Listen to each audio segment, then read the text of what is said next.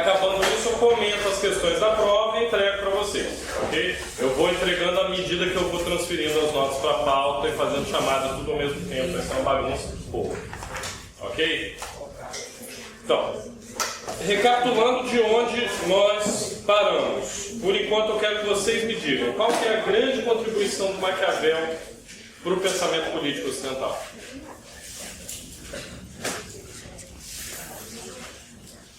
E o silêncio sepulcral é rompido pelo barulho. Modernizou a política. Ele fundou a ciência política. Como assim? Como assim? Discorra sobre. Deu novas diretrizes, novas formas. Ok. Que formas, que diretrizes seriam essas?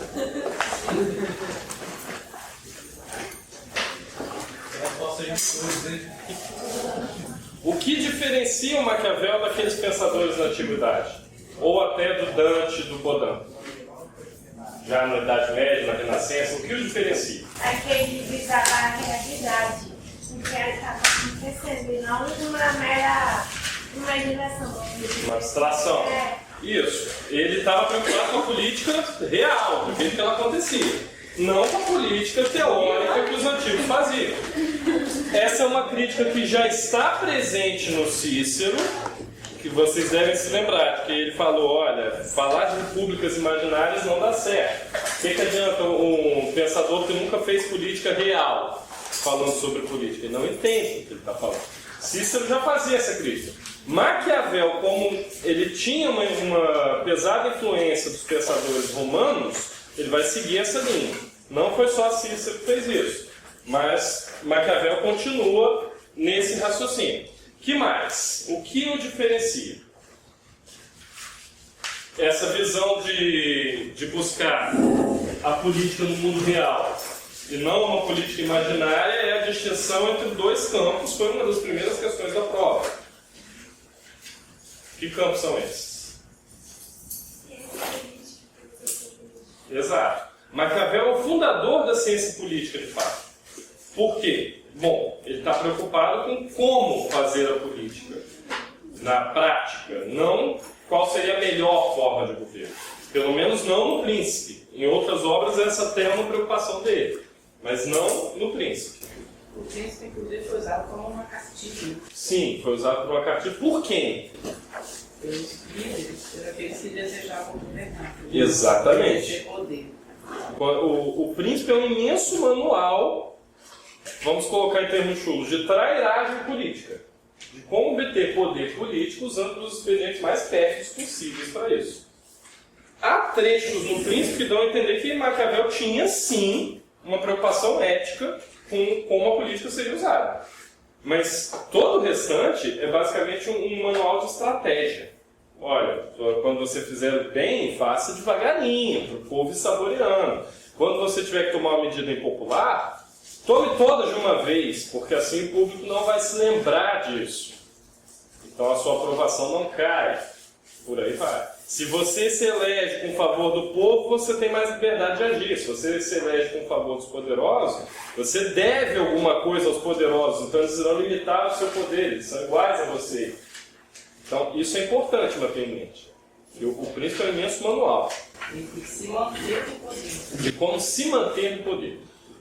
Algo essencial no pensamento do Maquiavel, pelo menos no que é externado no Príncipe, é que o propósito da política é a própria política, é o fazer político.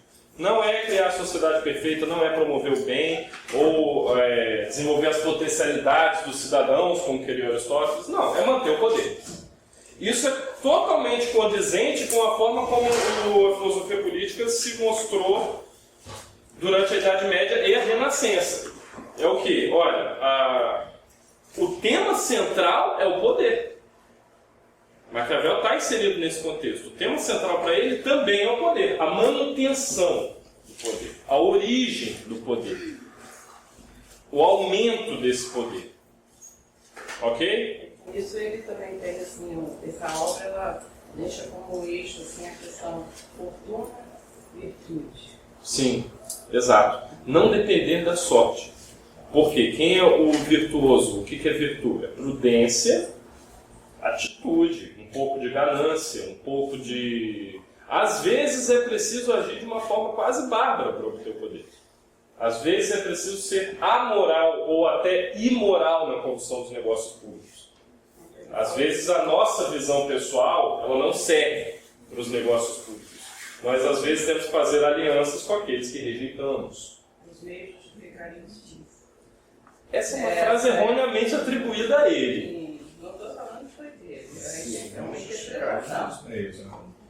Exato. Mas essa é uma frase erroneamente atribuída a ele. Acredita-se que em algum momento no príncipe ele falou isso, mas não. Quem lê a obra percebe que em nenhum momento ele fala isso. No final, inclusive, ele compõe um trecho enigmático. Guardem-se os fins. Muitos interpretam como sendo ali a preocupação ética do Maquiavel. Olha, aqui... Tudo bem, falei isso tudo, expliquei as estratégias todas, mas há um fim na política. Há um ethos político, há uma preocupação com a justiça, com o bem, com formas de ética. Guardem seus fins, guarde-se isso. Não joguem fora. Não rejeitem de pronto. Ou seja, ele falou a obra inteira sobre como acumular poder e no final falou, cuidado, não faça de tudo para obter poder. Ok até então? Continuando do que nós paramos. O Principado Civil. O Principado Civil para Maquiavel, ele não é uma monarquia. Ele não é um governo autocrático, como os muitos que existiam nas cidades-estado italianas na época. Ele é um governo no qual o povo elege um representante. Então, ele afirma... Digo que se chega a esse principado, ou seja, a posição de comando, ou pelo favor do povo, ou pelo favor dos poderosos. Então há duas formas de se chegar lá. Ou o povo te coloca nesse cargo, ou os poderosos o colocam nesse cargo. Em todas as cidades se encontram essas duas tendências diversas, e isso nasce do fato de que o povo não deseja ser governado nem oprimido pelos grandes. E estes, os grandes, desejam governar e oprimir o povo. Então, Maquiavel, nessa época, ele já estava falando que existe uma tensão social entre a classe dominante e a classe subordinada. É interessante porque toda vez que alguém afirma esse tipo de coisa, hoje em dia, é qualificado como pensamento de esquerda. Por quê? Porque Marx falou isso. Mas ele não foi o primeiro. Maquiavel já tinha dito. Cícero já tinha dito. Aristóteles já tinha dito, tanto que ele fala que o acúmulo de riquezas é fonte de tensões sociais. Platão já havia dito isso. Tanto que ele fala que a república é dar a cada um aquilo que lhe é próprio, colocar cada um na sua própria posição, adequada à sua índole. Para quê? Para que essas tensões diminuam. Então, ele não é o primeiro, o Maquiavel, ele também não foi o último a reconhecer isso, que é um fato banal na política cotidiana. Há tensão entre classes sociais e camadas sociais. Ponto. Sempre existiu, vai continuar existindo. Até aí, tudo bem? Isso não é necessariamente um pensamento de esquerda. Reconhecer que existem tensões sociais derivadas da estratificação da sociedade. Não necessariamente. Esse é um erro que os dois lados cometem.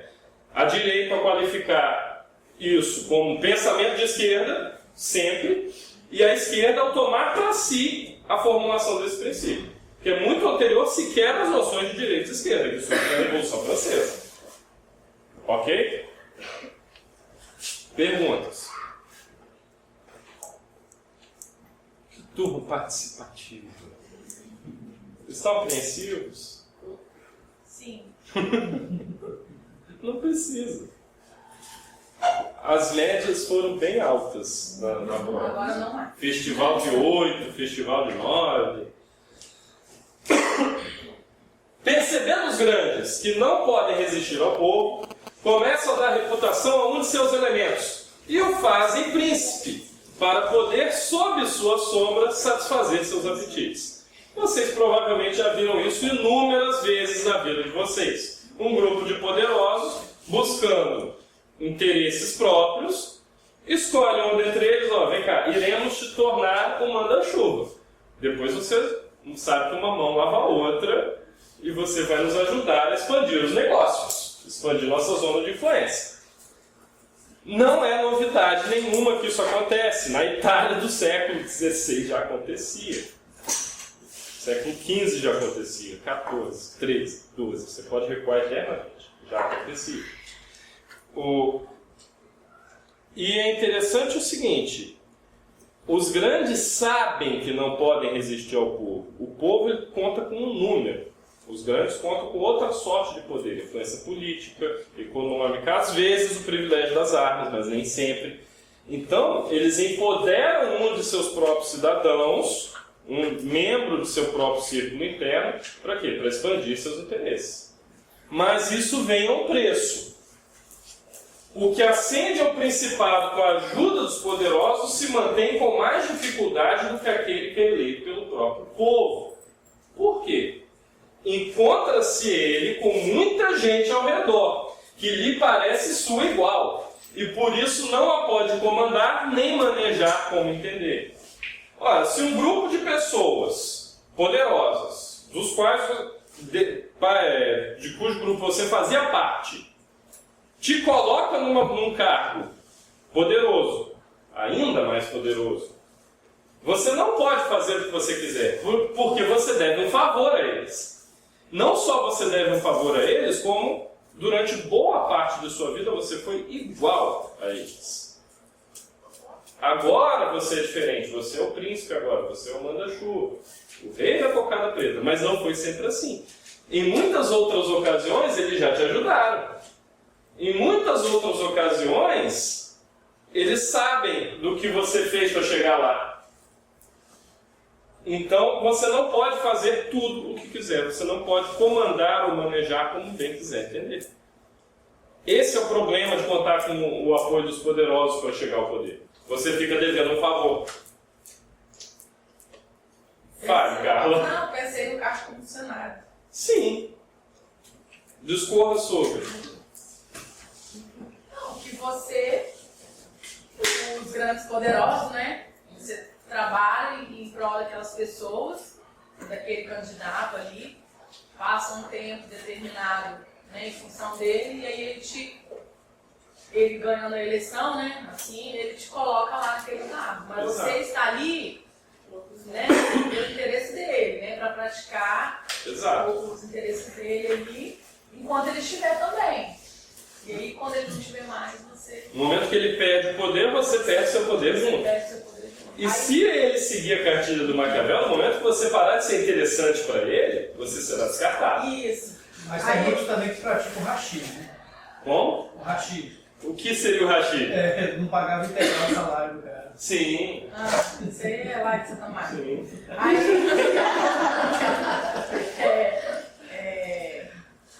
Aí eu sempre costumava dizer lá na prefeitura,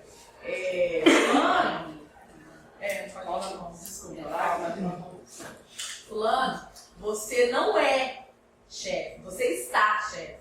Exato. Eu sempre falava isso, dava essa pancada, porque você manda em mim hoje, mas amanhã eu posso mandar em você. Sim. Para vocês não pensarem que esse é um assunto que só era relevante na Renascença, imagine o seguinte, hoje em dia se discute muito o financiamento privado de campanha. Uma empresa doa dinheiro para um partido ou para um candidato para financiar a campanha dele. Normalmente eles fazem isso de uma forma bem interessante. A grande empresa, por exemplo, temos uma imensa mineradora instalada aqui em nossa cidade. Ela não financia diretamente o candidato que a interessa. As subsidiárias dela, empresas menores que são subordinadas a ela, financiam. Há um repasse de verba. E não financia diretamente o candidato também, porque aí o dinheiro é facilmente rastreável, vai dizer, não, esses caras têm interesse político e tal, não vou votar nesse cara. Financia quem? O diretório do partido. O diretório encaminha os recursos para o candidato certo. E algumas empresas, elas adquiriram uma tática muito interessante. Financiam vários partidos, vários candidatos de uma vez. Às vezes com ideologias opostas. Ora, por quê? Bom, suponhamos que eu seja o presidente de uma empresa grande, financie 10 candidatos diferentes, dos mais diversos partidos e posições ideológicas. 2 vencem, 8 perdem. Esses 2 que venceram irão compensar o investimento perdido nos outros 8 que não ganharam, Felipe. Eles irão facilitar as licitações, eles irão facilitar toda a movimentação política que eu necessito para expandir minha esfera de influência, para expandir o meu poder econômico e político. Então, é um investimento. É igual a Bolsa de Valores. Você compra 10 ações de empresas diferentes, 10 papéis diferentes, variados, porque alguns vão crescer, outros vão cair. Uma faliu, 8 sobreviveram, estou ganhando ainda. É o mesmo jeito. E é claro, alguém que entende de Bolsa de Valores vai aplicar o mesmo princípio na política. É o mesmíssimo princípio. Você tenta equilibrar as perdas com os ganhos. O interessante é o seguinte, a discussão sobre financiamento privado de campanha. Em tese, é para que isso não aconteça. Para que os poderosos, sob a sombra do príncipe, não vão indefinidamente conseguir satisfazer seus apetites. Então, alguns representantes públicos, alguns partidos, alguns militantes defendem, não, financiamento privado é ruim, porque sempre vai estimular a corrupção. Agora, essa é uma discussão muito viva hoje em dia. Nos Estados Unidos, por exemplo, não só as empresas financiam os candidatos, como tem o maior orgulho disso. Tiram foto do lado do candidato e divulgam. Olha, esse é o nosso cara. Mas ali, as empresas têm pelo menos, apesar de elas também usarem desses mesmos expedientes que eu narrei como ocorrendo aqui no Brasil, elas têm alguma linha de orientação ideológica ainda. Então, uma empresa que pertença, por exemplo, a um conservador, lá, dificilmente irá apoiar um candidato liberal. É muito raro isso acontecer. Então o eleitor, ele sabe quem está apoiando aquele candidato em que ele está votando. E lá eles não consideram isso ruim, eles não consideram isso nocivo. Porque ele está vendo no outdoor a foto do cara do lado do empresário. Aqui, o que se discute é que esses apoios ficam escondidos, ficam ocultos. Qual a posição de vocês a respeito disso? Vocês são a favor do financiamento privado de campanha, ou do financiamento totalmente público, ou misto? Na verdade, eu sou a favor do privado. Por quê? Porque o público acaba saindo do nosso bolso, em princípio. A rigor, eu acho que poderia tornar as empresas um pouco mais lícitas. De que forma, por exemplo? Uma forma exatamente de fiscalização mesmo, de ética, de cidadania, não só o lucro como objetivo principal. Então aí seria uma coisa assim, muito virtuosa para se considerar, mas que mudaria um pouco essa coisa do aqui e agora, né? Querer botar um projeto, querer ter um retorno muito rápido, diferente de países de primeiro mundo, que tem retorno ao longo dos anos, a médio e longo prazo. Então essa coisa denigre muito a nossa imagem, entendeu? Principalmente do executivo empresário. Sim. Né? Então torna ele assim, muito vilão da história, até porque todo o sistema não favorece. Eu seria a favor desse aspecto. Alguém discorda? Eu não discordo. Eu penso que antes de discutir se deve ser privado ou público, tem que ver o que se quer com o processo político. O que você quer com o processo político numa nação, num estado, numa cidade? O que deve ser mais interessante? Não digo interessante, mas o que deve ser primordial? O interesse público. Mas esse interesse público muitas vezes passa pelo interesse privado, porque muitas dessas empresas movimentam toda a economia do Estado. Então, até que ponto você tem que medir onde é que está o bem? Você está, né? Nos interesses da maioria da população, que não tem representatividade econômica. Mas até que ponto esse interesse da maioria não perpassa pelo interesse de uma oligarquia? Interessante. O que os demais acham? É uma boa reflexão. Ninguém? Alguém deve ser contra, não é possível. Tem quase 50 pessoas aqui dentro. Um argumento que aqueles que são favoráveis normalmente utilizam contra os que defendem o financiamento público, totalmente público de campanha, é que os partidos teriam tempos iguais e verbas iguais. E isso não é representativo no sentido de que existem partidos maiores, existem partidos menores, dependendo do número de filiados. Isso faria com que os partidos pequenos, aquela multidão de partidos pequenos que existem no nosso sistema político, ganhassem um peso muito grande. O que poderia até fazer com que proliferassem, com que surgissem mais partidos chamados nanicos, que só para agarrar um pedaço dessa terra. Então, aí você tem outro prisma de... Como? Você tem outro prisma aí. Você está falando que essa questão favorece a multiplicação desses partidos menores. E esses partidos menores? Então, quer dizer, saiu recentemente que a internet, por exemplo, o governo não vai permitir, no caso do TRE, né, a questão do financiamento de campanha pela internet. Acho que já foi Crowdfunding, né? isso. Também tem muita origem, né, no cartaz isso aí. Mas essa situação de muitos partidos, eu acho assim, não é o meu caso nem tanto, eu sou bem mais velha que a Maria aqui, e vivenciei 2 partidos, né?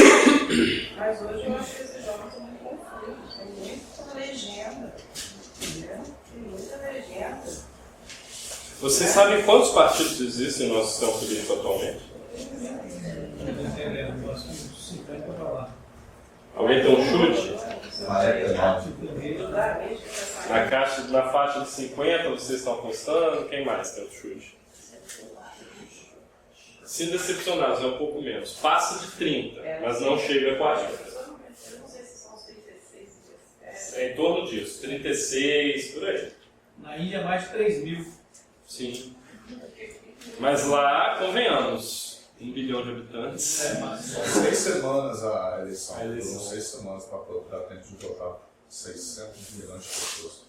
Vai complicar todos. Ninguém é contrário ao financiamento privado de campanha? Sério? Eu vejo assim de uma maneira que tem muita gente aí que não pode comprovar assim a sua origem, o dinheiro. Por exemplo, o tráfico de drogas pode estar contribuindo ali. Não só pode, como normalmente está. Lavando dinheiro. Então, lavando dinheiro aí. Então, eu vejo dessa forma aí. Mas só que o governo também não tem controle sobre o que pretende fazer. E para fazer isso, também tem que fazer um plebiscito. Sim. Ou uma nova constituinte. Ou uma nova constituinte. É problemático. Então, vejo dessa maneira. Eu estou impressionado, porque eu estou lecionando num curso que tem um viés notavelmente marxista e ninguém falou que é a favor do financiamento totalmente público das campanhas. Eu estou surpreso. Eu acho que vocês estão tímidos. Assim, professor, eu penso o seguinte, que o financiamento privado tem seus pontos negativos, sim, mas o público pesaria muito mais, porque, como a colega falou, a gente que pagaria a conta. Aí, vamos colocar, eu estava pensando numa outra alternativa que seria interessante, que de repente se autofinanciasse, não houvesse patrocínio. Mas e aí, quem queria chegar ao poder seria só as elites. Exato. Aí, então, assim, eu estava pensando, e a gente, na verdade, não tem o ideal. Talvez seria uma reformulação de todo o sistema. Talvez fazendo uma junção disso e daquilo para reformular uma outra forma, porque os 2 pontos, eu vejo muitos pontos negativos e talvez não valeriam a pena tanto um quanto o outro. Entende? Teria que ser encontrada uma terceira via. Uma terceira opção, exatamente. Uma terceira opção. Mas para que a campanha é financiada? Para que a campanha tem que custar o que custa? Bom, Porque há uma lacuna na educação humana do povo, educação de ciências humanas. Um povo bem educado, um povo politicamente educado, não tem necessidade de se gastar rios de dinheiro com panfleto, com outdoor. bandeiras, militantes das ruas. Hoje com o celular você pode, na escola, na sala de aula, já existe toda a logística para se fazer isso de uma maneira quase que sem custo. Então acho que a gente tem que focar nesse ponto. Por que ter uma campanha política? Interessante você citar a questão do celular, porque isso foi algo muito relevante na campanha do Obama. O Obama foi o primeiro candidato a usar um o devido peso às redes sociais para fazer campanha. Ele falava que ele não andava sem o BlackBerry dele, que é um smartphone, é um celular que tem acesso à internet. O cara tá lá em campanha, tá viajando, tirava foto junto com o eleitor e ó, fulano de tal, falou que vai votar em mim, postava nas redes sociais todas. E isso fazia com que ele ganhasse capital político. Fazia com que o povo aderisse a ele, porque é um candidato jovem, moderno, aquela história toda. Ganhou as eleições dessa forma. Na época, se apostava que isso traria um reflexo em todos os demais países. Que todos os outros candidatos de outros países fossem adotar a mesma medida. Isso começou a chegar no Brasil agora, nessa campanha que nós estamos vendo agora, que vai se iniciar de fato daqui a pouco. Por enquanto eles estão fazendo campanha de forma legal, campanha antecipada. Mas você já está vendo a militância virtual. Só que a nossa militância virtual é estranha, porque o candidato não está ali fazendo por conta própria. Ele contrata uma militância paga, que vai, cria uma página falsa numa rede social para espalhar um monte de mentira sobre o adversário. Não se enganem, eu estou falando que todos os partidos estão fazendo isso, tá? Não é exclusividade de um partido ou de dois, todos estão. E, de vez em quando, algum poderoso, alguém de grande renome, um político, um empresário, um jogador de futebol, fala: esse aqui é meu amigo há X anos, é nesse cara que eu vou votar. Sim, Washington. Ou senão, assim, pode ter um Photoshop, botar ele assim, colecionar essas coisas. Isso aí é como para... É muito simples. Esqueci, um caso aqui uns atrás. Acho que... só esqueci, mas estratégia de marketing. Sim. O cara vai colocar a foto do fundo e tal, sabe? Conhece, e o povo vê que, pô, o cara conhece com essas coisas lá e mata. Exato. Mas é esse que é o ponto, né? Por a gente não ter essa consciência, essa formação, a gente fica refém. A gente precisa de haver a gente precisa conhecer. Até uma porque a gente fica esperando em casa. Quem falou da música? O jingle. Aquelas musiquinhas grudentas que passam o carro de som na tua rua. Você tem vontade de jogar granada dentro do carro de som, mas você não pode, né? Porque afinal tem alguém dirigindo. E a gente vota em pessoas, a gente não vota em ideais, em partidos, em agremiações. Então, pelo conjunto de toda essa falta, faz com que tem que ser necessário ter uma campanha, porque você não sabe em quem. Exato. Mas para o final do curso, eu vou tentar passar para vocês uma pesquisa que um rapaz fez. Ele não é cientista político nem nada do gênero, ele é um curioso, mas ele efetivamente plotou em gráficos o alinhamento político dos diversos partidos, desde o fim da ditadura até hoje. E você vê a dança dos partidos, os pontinhos se mexendo, com quem que eles estão votando, a favor de quem eles estão, contra quem. E você vê claramente que há partidos que se dizem de oposição e não são, que há partidos que se dizem governistas e não são, há partidos que se dizem de esquerda e votam com a direita, há partidos que se dizem de direita e votam com a esquerda. Essa bagunça que o Leonardo mencionou agora. Você não vota em ideais, você vota em indivíduos. Professor, uma coisa também que eu vejo, assim, que eu acho errado também, é que você paga as pessoas para estarem na rua falando que acreditam naquilo que está ali. E as pessoas às vezes nem sabem o que é nem nada. Estão ali porque estão recebendo para divulgar a sua campanha e tudo mais. De gasolina grátis para poder colocar adesivar o carro. Professor, eu penso que esse alto custo que tem as campanhas, esses investimentos, na necessidade desse financiamento, se dá exatamente pela forma como se tem a cultura da política no Brasil. Essa cultura do favor, que vem de lá, aquele ranço lá do passado. Do coronelismo. Exatamente. E aí, como se dá, quanto mais dinheiro se tem, mais se compra voto. Porque, na realidade, de uma forma ou de outra, a pessoa está comprando voto. Seja porque ela está mandando, montou um site que vai tentar conseguir votos virtualmente, ou seja porque ela comprou uma cerveja pro cara, deu a gasolina, o que for. De uma certa forma, essa compra e venda que encarece e até mesmo assim tem essa necessidade desse financiamento. Se não tivéssemos essa cultura tão atrasada, talvez não seria nem necessidade de pensar numa forma de financiamento ou não. Mas é interessante, a gente não pode imaginar também que nós somos sempre os atrasados, porque isso ocorre em todos os países, em maior ou menor grau. Só que às vezes muda. Muitas vezes o candidato bem intencionado, ele encontra um possível eleitor que, sei lá, tá com o teto da casa dele ruiu. Poxa, eu vou te ajudar. E ele efetivamente ajuda, ele faz o bem pela pessoa. Claro, a pessoa irá votar nele no futuro. Mas será que se caracteriza como uma real compra de voto? Porque afinal, ele está fazendo o que é exigido dele, que é cuidar do povo. A pessoa está recebendo aquilo que ela deveria receber de fato de alguém num cargo público, que é um benefício, pelo menos para satisfazer suas necessidades básicas. Então a gente tem que pensar também que às vezes essa questão ética ela não é tão preto no branco. Claro, há situações em que é preto no branco. Você paga alguém para falar bem do candidato. Mas há situações que são mais cinzentas, são mais sutis, são mais difíceis de perceber. E aí a gente tem que se perguntar, será que é realmente errado ou será que é realmente correto agir de determinada forma?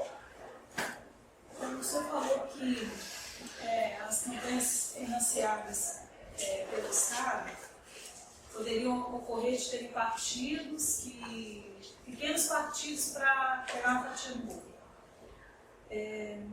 Eu acho que também poderiam ter aqueles partidos pequenos que não têm visibilidade nenhuma e poderiam ganhar alguma visibilidade e daí poderiam ter uma representatividade do povo um pouco melhor ou poderia ser melhor representado, né? E em contrapartida, esses partidos que têm muita verba para campanha, que ganham as campanhas através do marketing, seriam contidos. Limitados. Seria uma limitação. Eu acho que tem essa parte, né, que poderia ser ruim, porque tem muitos partidos, mas tem essa parte que poderia ser melhor até do que está sendo hoje. Sim, excelente argumento dela. Os partidos grandes, que ocupam a maior parte das cadeiras, ocupam a maior parte dos cargos, seriam limitados, seriam contidos, como ela falou. E os partidos pequenos que não conseguem eleger representantes, mas que têm propostas boas, poderiam, eventualmente, chegar ao poder. Então, como vocês veem, há pontos positivos e negativos em qualquer forma. E a questão do troca-troca de cadeira? Espera aí, um de cada vez. Vai, Tereza.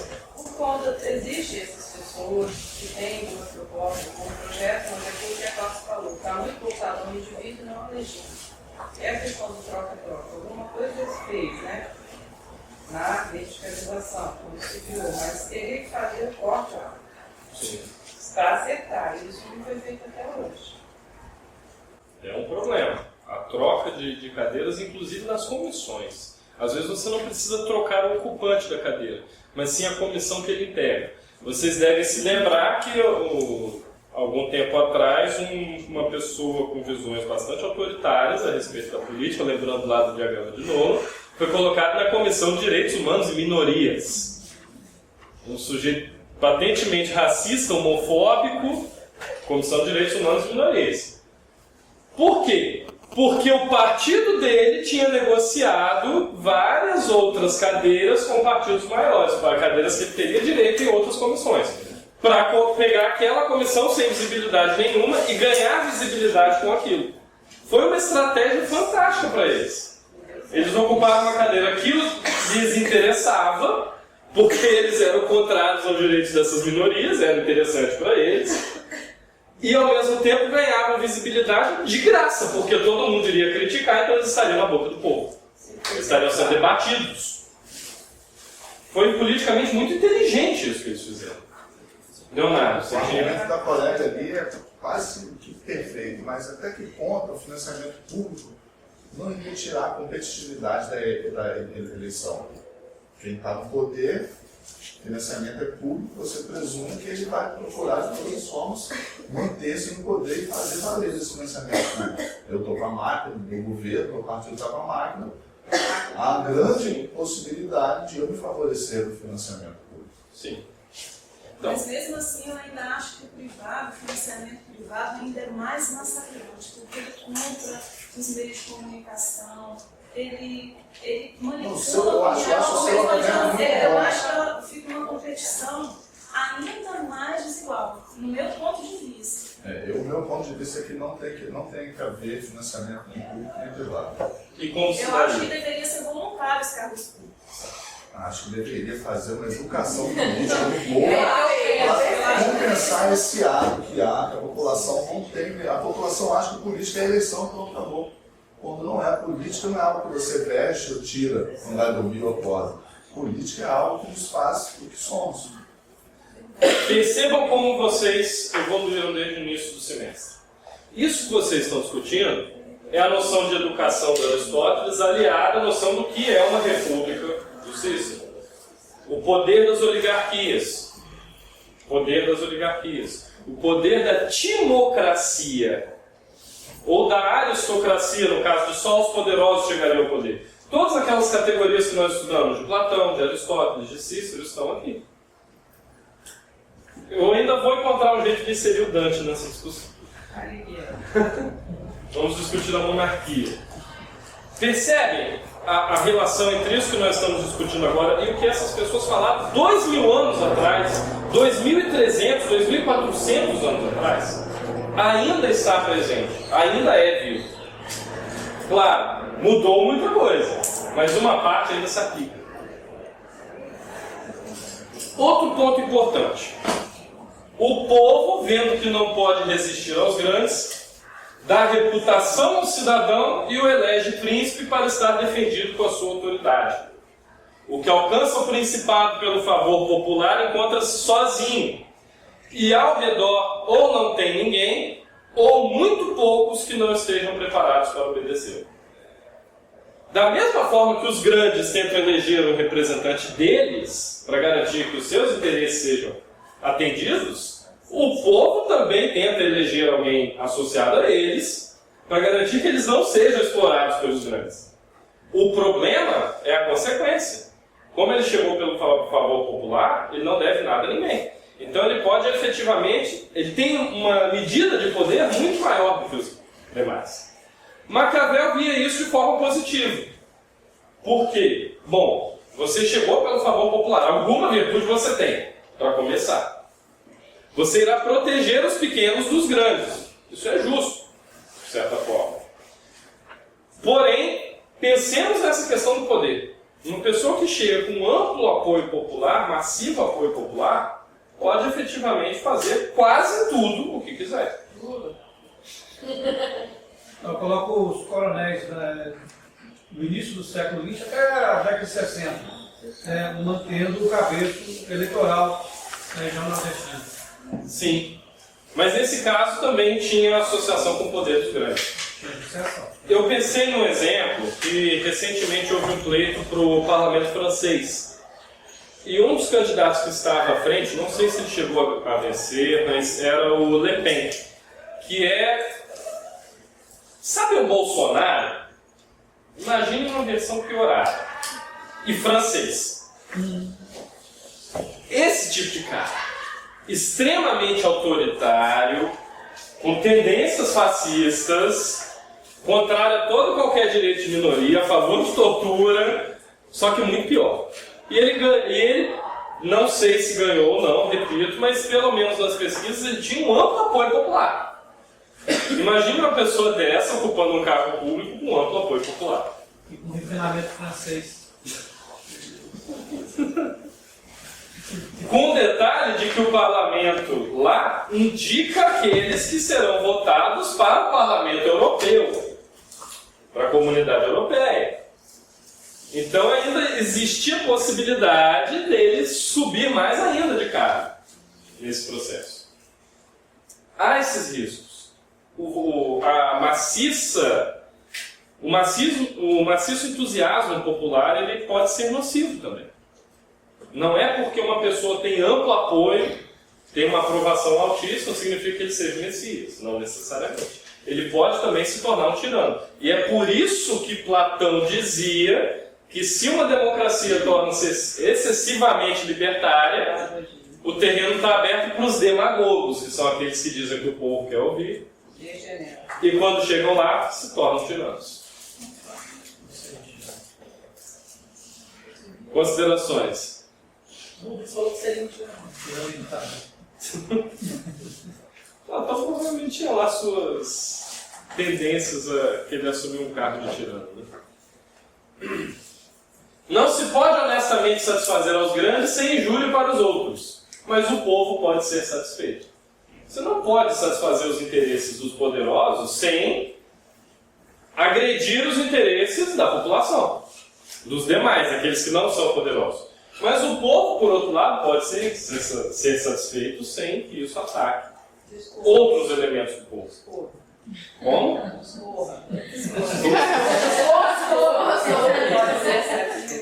Maquiavel discorrerá sobre. Contra a hostilidade do povo, o príncipe não pode se assegurar nunca, porque são muitos. A massa ela se move de um jeito imprevisível. Não tem garantias de que o povo não vai se voltar contra você. Com relação aos grandes, é possível, porque são poucos, é possível se assegurar contra a insatisfação dos grandes. O pior que um príncipe pode esperar pelo povo hostil é ser abandonado por ele. Se o povo se tornar hostil a você, o pior que pode acontecer é perder o cargo. Pelo menos hoje em dia. Na época já era um pouco mais complicado. Você podia efetivamente ser guilhotinado. Mas preso, exilado. A guilhotina só entrou na moda alguns séculos depois. Mas ela entrou na moda, e isso é um perigo. Pelotão de fuzilamento. Da inimizade dos grandes não deve temer só que o abandonem, como também que o ataquem, pois tem estes maior alcance de vistas e maior astúcia, e tem sempre tempo de salvar-se, procurando aproximar-se dos prováveis vitoriosos. Então, no momento, suponhamos que você ocupe o cargo eletivo e tenha o apoio do empresariado.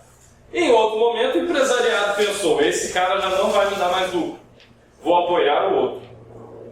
Mas eu não vou conseguir colocar o outro no lugar sem tomar alguma medida efetiva para que isso aconteça. Então eu irei atacar este meu antigo aliado. Os poderosos, os grandes, eles também estão buscando o incremento do seu poder político e a manutenção daquele que já tinham. Eles também irão mudar de alianças. Isso é fato.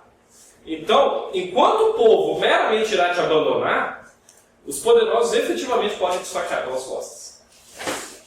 Mas é possível tomar medidas para prevenir que isso aconteça.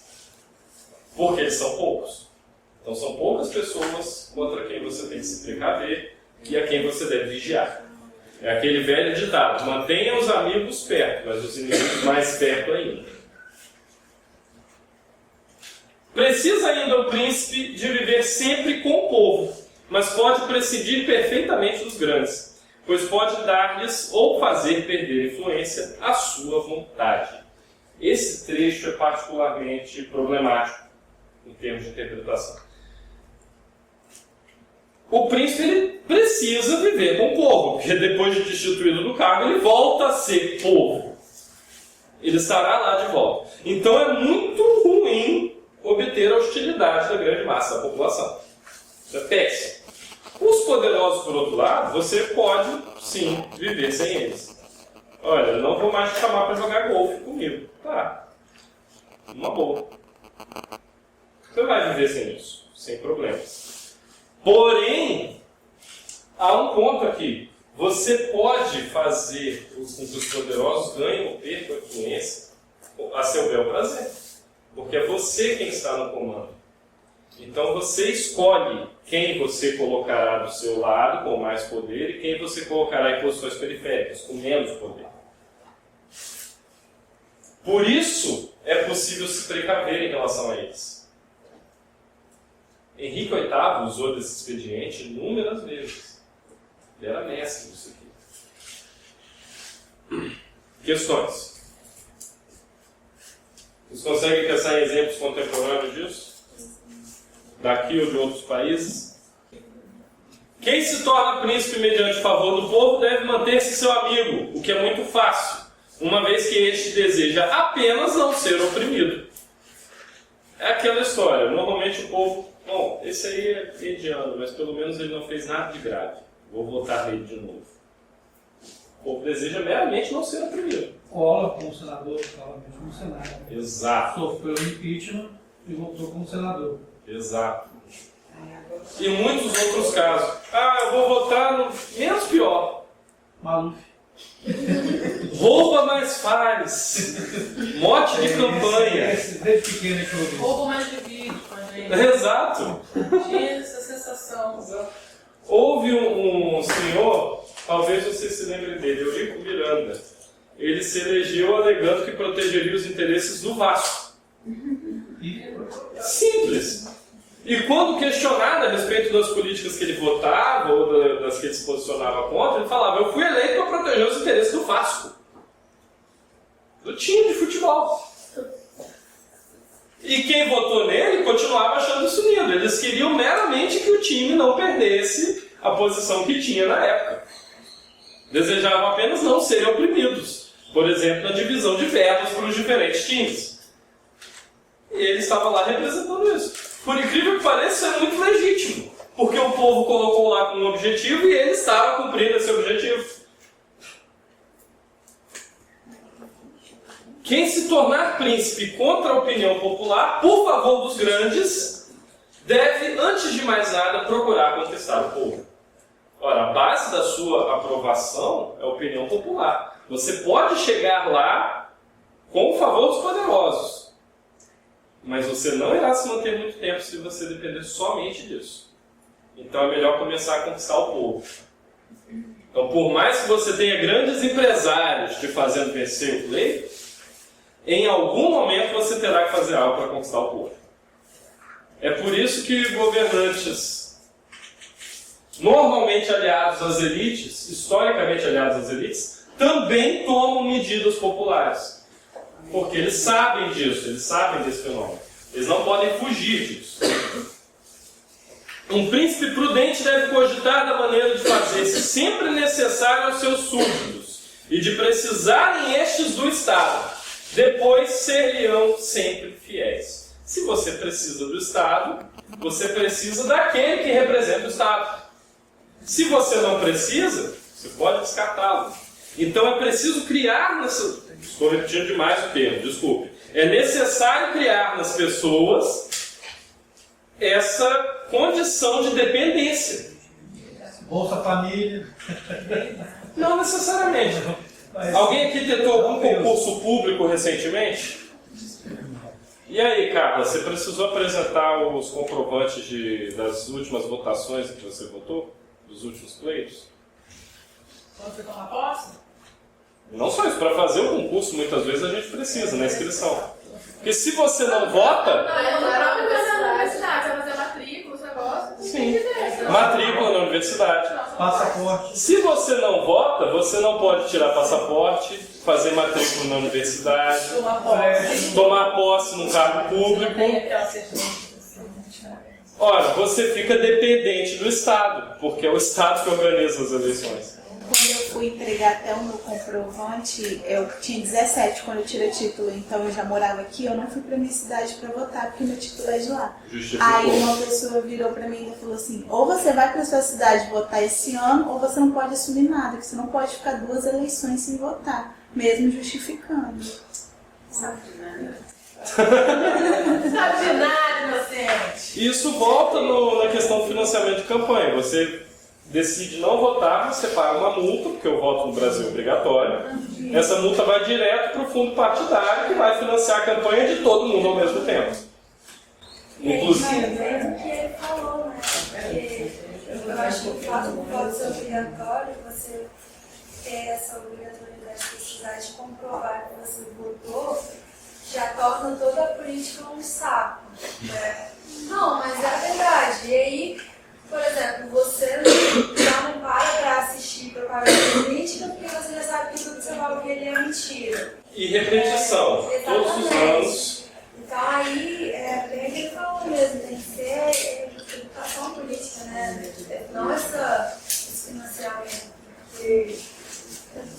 Teria que tirar essa sensação de obrigatoriedade de estar fazendo uma coisa que você é obrigado a fazer, não uma coisa que você deve fazer para modificar. Interessante o deve fazer, porque para aqueles que redigiram a nossa Constituição, eles colocaram o voto como obrigatório porque para eles o voto é um dever dos cidadãos. Exercer a política, exercer a cidadania é considerado um dever. Portanto, é obrigatório. Mas aí que tá, vocês estão trazendo uma nova perspectiva de que é sim um dever, mas você não deveria ser coagido a cumprir com esse dever. O que traz toda uma dimensão ética ao problema. Traz também uma dimensão pragmática. Não é o único caso de dependência do Estado que nós temos. Para você conseguir qualquer coisa no cartório, você é dependente do Estado. E por aí vai. Imposto de renda. Se você não declara, seu cadastro de pessoa física, seu CPF é suspenso. Você nunca mais vai abrir conta em banco, fazer matrícula em universidade, nada disso. Sim, William. Entrando no assunto aí da educação, vale ressalvar que não é interessante para os nossos representantes que exista essa educação política. Porque senão eles vão deixar de ser os nossos representantes. Não todos, mas pelo menos uma boa parte daqueles que já estão historicamente. Aliás, por sinal, boa parte do Senado, vocês podem perceber, ele mantém aquela estrutura romana, aristocrática. São famílias que historicamente estão lá desde a época da República Velha, República do Café com Leite, por aí vai. Você mencionou o Collor. O avô dele foi senador. Matou outro senador dentro do plenário. No meio de uma discussão, ele atirou, errou o tiro e atingiu o senador do Acre, que não tinha nada a ver com a história. E matou o senador do Acre. Não é o único caso. A família Sarney. Por aí vai. Hoje. Professor, só pensando assim no caso, o que a Natália falou, de ser é um dever, né, e que não deveria ser obrigatório. Talvez exatamente essa obrigatoriedade que faz o povo, né, nós no geral, não pensar tanto na política, fazer aquela coisa assim, mais ou menos, vou votar no menos pior, tá, porque tem que votar, então vou votar em qualquer um, não faz diferença. Existe um certo conformismo. Exatamente, não é você ser um ser político, exercer uma cidadania e fazer algo com responsabilidade como deve ser feito. Você vai lá simplesmente no cumprimento de uma obrigação para não pagar multa e não ser penalizado apenas. Sim. Então eu acho que leva muito pouco para isso. É o reducionismo da política, o ato de você fazer o voto. Exato. É praticamente uma burocracia, não é uma atitude política. Exatamente. É uma atitude pro forma. Mas é o que o Léo fala, porque não existe essa educação. Chega o dia da eleição, ninguém levanta e fala, putz, hoje eu vou votar, caraca, vou exercer meu dever. Teve uma época que eu fiz isso, mas eu era um pouco ingênuo. Eu tinha uns 16, 17 anos.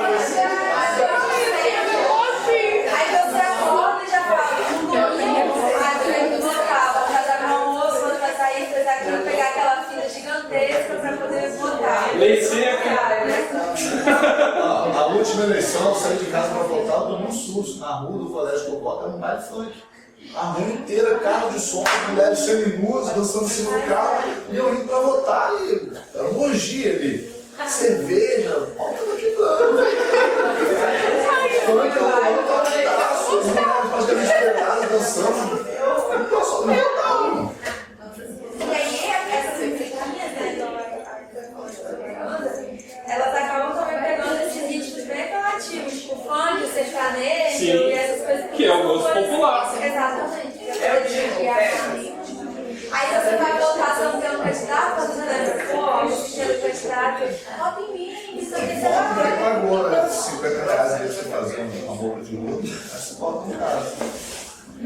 E você vende o voto, porque a questão volta, a questão dos votos. Isso não tem uma. Eu estou fazendo esses questionamentos a vocês, já preparando a base para uma aula posterior sobre o anarquismo. Nós leremos um texto do Proudhon, mas eu falarei também do Henri David Thoreau, que foi um filósofo que ele se recusou a pagar impostos para demonstrar a insatisfação dele com o Estado. Foi preso, mas ele estabeleceu um padrão de manifestação política que depois chegou a ser aproveitado em outras ocasiões, outros contextos históricos, outros países, por líderes diferentes que acabaram efetuando reformas importantes no modo de ver político de suas respectivas regiões. Mas são cenas para os próximos capítulos. Nossa família aqui acabou de ser absorvida, né? Como? A nossa família aqui acabou de ser absorvida. Nossa família? A família nossa foi absorvida. Ah, sim. Mas é que tá, são várias famílias. São famílias. E não só no Senado. a nossa política estadual, ela também é muito focada em famílias. Principalmente porque as principais famílias de nosso estado controlam os principais meios de comunicação de nosso estado também. Atualmente há uma polarização entre dois candidatos. Há uma série de candidatos menores, Carla sabe bem disso, mas há uma polarização entre dois candidatos. Um apoiado por uma família que controla determinado meio de comunicação e parte do empresariado, em outros setores, e outro apoiado por uma outra família que controla um outro meio de comunicação que é concorrente e apoiado por uma outra parcela do empresariado de setores diferentes. Com um detalhe, um dos candidatos foi secretário do outro, na época em que o outro era o governador. Até essa disputa, ela é, como pode ser, premeditada. Não existe essa disputa entre os dois. Eles estão brincando de inventar uma disputa. Eu vou muito mais além dessa teoria da conspiração. Eu acho que tudo é conspirado já. Nesse caso particular, eu vou discordar de você, porque me pareceu que o atual governador foi pego um susto quando o outro decidiu se candidatar. Mas eu posso estar enganado. Eu sempre posso estar enganado. Sabia, mas tipo assim, considerando que o governo do Paulo Clube, como ele saiu, foi descansar até então, estava certo que ele ia descansar 4 anos e ia voltar para a atividade. Estava certo. Que ele ia mostrar pro cargo dele, coisa linda. Entendeu? O cargo Irei entregar as provas de vocês, comentar as provas. Na próxima aula falaremos de Thomas Hobbes, que é um dos filósofos mais importantes para a teoria política moderna, do período moderno. Para toda mazela que é o mundo. Atenção, pessoal, olha o que quer dizer. Thomas Hobbes é basicamente o sujeito que dá o argumento filosófico para a forma de Estado que a gente tem hoje. Então, eu sei que a aula de quinta-feira começa cedo, tentem vir descansados, sem sono, para participar do debate, porque é uma aula importante. Tentem ler o texto, que é uma aula importante. É o primeiro dos pensadores modernos. E todo o pensamento político moderno será um imenso debate entre Thomas Hobbes está certo e Thomas Hobbes está errado. As duas posições opostas. E até hoje nós vemos os argumentos de Hobbes por aí.